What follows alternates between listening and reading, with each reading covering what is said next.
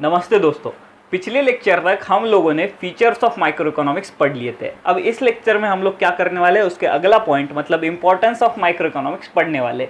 Importance of micro economics पढ़ते वक्त भी हम लोग सेम स्ट्रेटजी यूज़ करेंगे जो हमने पिछले लेक्चर में यूज़ किया।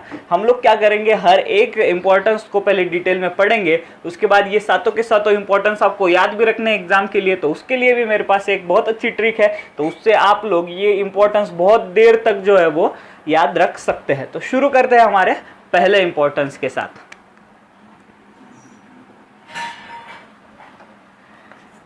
पहला इंपॉर्टेंस है दोस्तों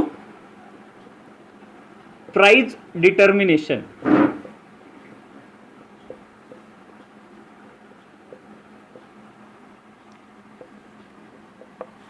माइक्रो इकोनॉमिक्स हमें प्राइस डिटरमाइन करने में हेल्प करता है। किसकी प्राइस डिटरमाइन करने में हेल्प करता है? तो एक इंडिविजुअल कमोडिटी की प्राइस डिटरमाइन करने में हमें कौन हेल्प करता है?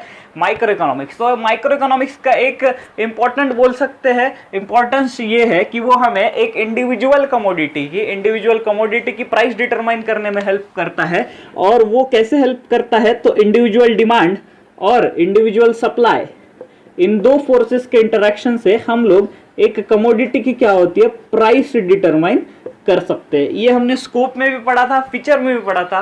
वापस एक बार ये पॉइंट आ गया है हमारे पास, price determination. This is the importance of microeconomics. बढ़ते हैं हमारे सेकेंड इंपॉर्टेंस की तरफ। सेकेंड इंपॉर्टेंस है दोस्तों फ्री मार्केट इकोनॉमी।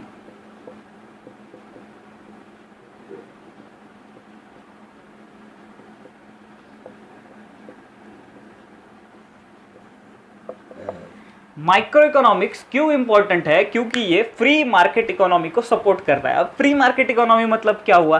तो फीचर्स पढ़ते वक्त हमें एक वर्ड आया था, laissez fair policy. Laissez fair policy, laissez fair policy का मतलब हमने पढ़ा था नो गवर्नमेंट इंटरवेंशन। इसके हमने एग्जांपल भी पढ़ा था कोरोना टेस्टिंग का, कि जिसमें गवर्नमेंट ने क्या कर दिया, एक बैंड लगा दिया कि मतलब इस बैंड में ही सब लोग प्राइसेस लेंगे और एक हायर लेवल के बाद कोई उसके ऊपर प्राइस चार्ज नहीं करेंगे। तो वो गवर्नमेंट ने इंटरवेन कर लिया। बट माइक्रो इकोनॉमिक्स क्या अज्यूम करता है? लेजेस फेयर पॉलिसी, मतलब गवर्नमेंट ऐसा कोई भी इंटरवेंशन नहीं करेगा। तो गवर्नमेंट ऐसा कोई भी इंटरवेंशन नहीं करेगा मतलब एक इकोनॉमी क्या होगी, फ्री मार्केट इकोनॉमी होगी। और फ्री मार्केट इकोनॉमी का प्रोड्यूसर के पॉइंट ऑफ व्यू से भी इंपॉर्टेंस है, क्योंकि उसको छूट रहेगी व्हाट टू प्रोड्यूस,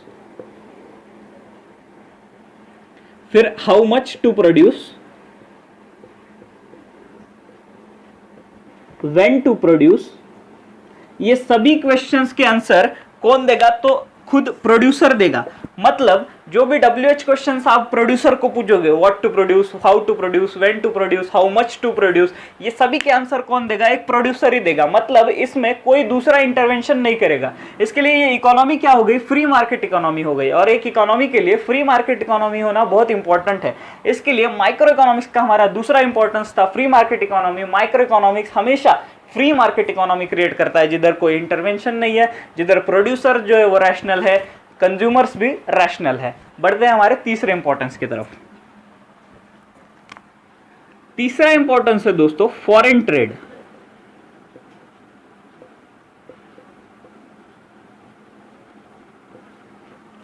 अभी आप लोग बोलोगे कि फॉरेन ट्रेड में माइक्रो इकोनॉमिक्स कैसे हेल्प करता है? तो माइक्रो इकोनॉमिक्स फॉरेन ट्रेड में बहुत ही इंपॉर्टेंट रोल अदा करता है। वो एक्सचेंज रेट डिटरमाइन करता है, फिर टैरिफ डिटरमाइन करता है।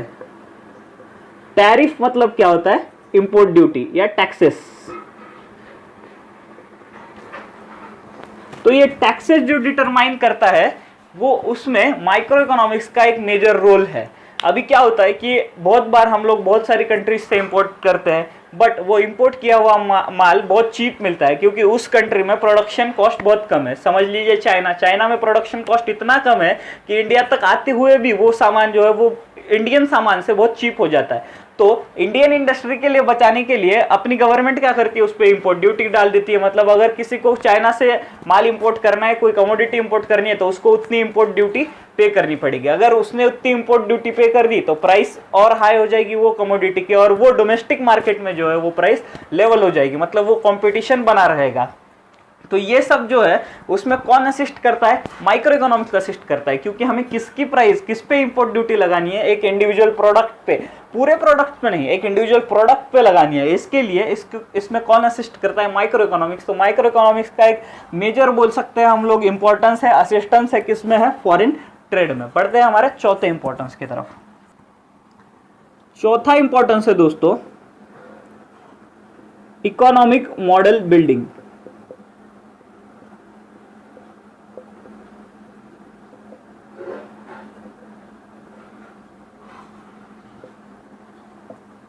अब इकोनॉमिक मॉडल बिल्डिंग क्या है, तो माइक्रो इकोनॉमिक्स क्या करता है, बहुत सारे इकोनॉमिक मॉडल बनाता है, मतलब ऐसे बहुत सारे कॉम्प्लेक्स सिनेरियोज जिससे एक इंडिविजुअल का सेटिस्फैक्शन लिंक है, एक इंडिविजुअल का सेटिस्फैक्शन लिंक है, ऐसे बहुत सारे सिनेरियोज जो है वो माइक्रो इकोनॉमिक्स क्रिएट करता है। तो माइक्रो इकोनॉमिक्स क्या करता है, एक इकोनॉमिक मॉडल तैयार करता है। ये इकोनॉमिक मॉडल हमें अगले चैप्टर्स में पढ़ने को मिलेंगे, जैसे कि यूटिलिटी एनालिसिस में है, फिर डिमांड का एनालिसिस है। ऐसी बहुत सारी थ्योरीज जो है वो माइक्रो इकोनॉमिक्स के स्टडी से डिराइव होती है। तो माइक्रो इकोनॉमिक्स जो है ये इकोनॉमिक मॉडल बिल्डिंग के लिए, बहुत सारे कॉम्प्लेक्स वेरिएबल्स के लिए, फिर बहुत सारे कॉम्प्लेक्स सिनेरियोज के लिए इंपॉर्टेंट है। बढ़ते हैं दोस्तों हमारे पांचवें इंपॉर्टेंस की तरफ। पांचवा इंपॉर्टेंस है दोस्तों बिजनेस डिसीजंस।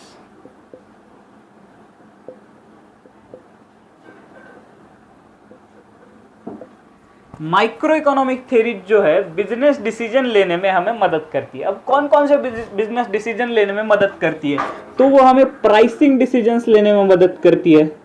फिर उसके बाद reward to the factors of production,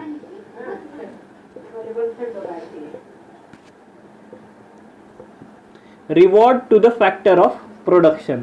अब ये reward to the factor of production क्या थे, reward to the factor of production हमने देखा था कि लैंड का रिवॉर्ड है रेंट है, फिर लेबर का रिवॉर्ड वेजेस है, कैपिटल का रिवॉर्ड इंटरेस्ट है, एंटरप्रेन्योर का रिवॉर्ड प्रॉफिट्स है। ये सब डिटरमाइन करने में हमें कौन मदद करता है, माइक्रो इकोनॉमिक एनालिसिस। मतलब एक इंडिविजुअल कंज्यूमर का, इंडिविजुअल लेबरर का एनालिसिस जो है वो हमें ये करने में मदद करता है। इसके लिए ये सब बिजनेस डिसीजन लेने के लिए माइक्रो इकोनॉमिक्स की स्टडी जो है वो इनएविटेबल है, मतलब ये माइक्रो इकोनॉमिक्स की स्टडी हमें करनी पड़ेगी।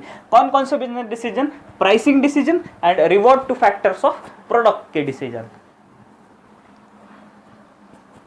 इसमें और एक अब हम लोग याद ऐड कर सकते हैं कि cost of production, cost of production के डिसीजन लेने में भी क्या है, माइक्रो इकोनॉमिक एनालिसिस हमें हेल्प कर देता है। सिक्स्थ इंपॉर्टेंस है दोस्तों useful to government.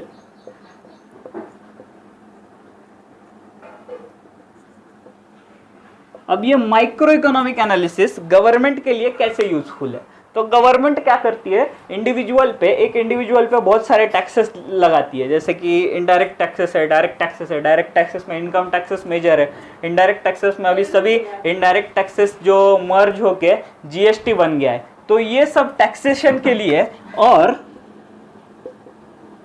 Public expenditure के लिए, पब्लिक एक्सपेंडिचर क्या होगा कि गवर्नमेंट इन्हीं टैक्सेस के पैसों से हमारी इधर रोड्स बनाती है, ब्रिजेस बनाती है, डैम्स कंस्ट्रक्ट करती है, ये सब हो गया पब्लिक एक्सपेंडिचर। तो ये पब्लिक एक्सपेंडिचर कौन से एरिया में ज्यादा करना है, जिधर लोगों की इनकम कम है, इंडिविजुअल इनकम कम है या ज्यादा है, उधर कौन से और डेवलपमेंट्स हमें करने हैं, ये सब हमें कौन बताता है, माइक्रो इकोनॉमिक की स्टडी बताती है। इसके लिए ये यूजफुल है गवर्नमेंट के लिए, एक तो टैक्सेशन पॉलिसी डिसाइड करने में, और पब्लिक एक्सपेंडिचर, पब्लिक डोमेन में जो भी एक्सपेंडिचर हो रहा है वो कैसे डिराइव करे, इसमें हमें माइक्रो इकोनॉमिक एनालिसिस हेल्प करता है। सातवां और लास्ट इंपॉर्टेंस है दोस्तों बेसिस फॉर इकोनॉमिक वेलफेयर।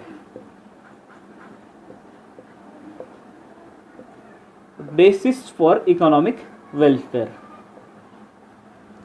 अब ये बेसिस फॉर इकोनॉमिक वेलफेयर क्या है, हमने स्कोप में पढ़ा था, इकोनॉमिक वेलफेयर के एक पॉइंट से रिलेटेड एक पॉइंट पढ़ा था कि माइक्रो इकोनॉमिक्स हमें अलोकेशन ऑफ रिसोर्सेस मतलब एक हमारे पास अगर लिमिटेड रिसोर्सेस है, लिमिटेड पैसे है, तो उसका एलोकेशन हम लोग बहुत फ्लुएंटली सेटिस्फैक्टली कैसे कर सकते हैं, वो हमें कौन बताता है? Microeconomics. तो माइक्रो इकोनॉमिक्स का बेसिस फॉर इकोनॉमिक वेलफेयर में बोलते हैं कि ये हमें सिखाता है ऑप्टिमम यूटिलाइजेशन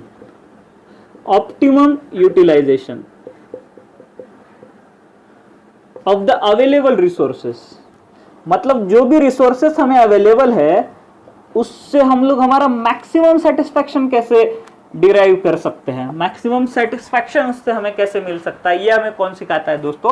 माइक्रो इकोनॉमिक्स सिखाता है। इससे क्या होता है? हमारा इकोनॉमिक वेलफेयर बढ़ता है, हमारी स्टैंडर्ड ऑफ लिविंग बढ़ती है, हमारा सेटिस्फैक्शन लेवल बढ़ता है, उसी रिसोर्सेस में हम लोग अभी ज्यादा सेटिस्फैक्शन ले सकते हैं। तो ये सब हमें कौन सिखाता है? Microeconomics. तो ये थे दोस्तों हमारे 7 इंपॉर्टेंस। इसके आगे हम लोग देखेंगे कि इसको हम लोग याद कैसे रख सकते हैं। तो दोस्तों हम लोगों ने हमारे 7 इंपॉर्टेंस देख लिए। अब देखते हैं इसे याद रखने की एक बेहतरीन ट्रिक। मैंने क्या किया है, आपके लिए हर एक इंपॉर्टेंस में एक एक वर्ड जो है वो मार्क किया है। पहले इंपॉर्टेंस में प्राइस डिटर्मिनेशन में आर वर्ड मार्क किया है, और उसके बाद के हर इंपॉर्टेंस में मैंने क्या किया है, एक एक जो पहला वर्ड है वो सब लेटर का, वो वर्ड का उसका पहला लेटर जो है वो मैंने मार्क कर दिया है। उसके बाद हम लोग आते हैं हमारे मेन ट्रिक की तरफ। हम लोग इंपॉर्टेंस कैसे याद रखेंगे दोस्तों? तो इंपॉर्टेंस हम लोग याद रखेंगे इस वर्ड के साथ, टू बफर वर्ड के साथ हम लोग हमारे इंपॉर्टेंस याद रखेंगे। बफरिंग वर्ड से हम लोग ये इंपॉर्टेंस याद रखेंगे। हम जब भी यूट्यूब पर वीडियो देखते हैं, कभी कभी हमें बफरिंग का सामना करना पड़ता है, तो इस टू बफर ये कीवर्ड से हम लोग ये सभी इंपॉर्टेंस जो है वो याद रखेंगे। कैसे याद रखेंगे देखते हैं। टू बफर मतलब हमें बी क्या करना है? 2 टाइम्स यूज करना है। बी 2 टाइम्स कौन से 2 टाइम है? पहला है बिजनेस डिसीजन, दूसरा है बेसिस फॉर इकोनॉमिक वेलफेयर। आगे का है वर्ड लेटर है हमारा यू से क्या होता है? Useful to the government. उसके आगे का लेटर है एफ से हम लोग डिराइव करेंगे फ्री मार्केट इकोनॉमी। उसके आगे के एफ से डिराइव करेंगे फॉरेन ट्रेड। उसके आगे के ई से हम लोग डिराइव करेंगे इकोनॉमिक मॉडल बिल्डिंग। और जो लास्ट हमारा आर बचा है वो हम उठाएंगे प्राइस से, प्राइस डिटर्मिनेशन। तो दोस्तों सिर्फ एक कीवर्ड याद रख लिया आपने, टू बफर, और इससे आपके सातों के सातों इंपॉर्टेंस जो है वो कवर हो गए। तो ऐसे हम लोग हमारे पूरे 7 के 7 इंपॉर्टेंस याद रख सकते हैं। Thank you.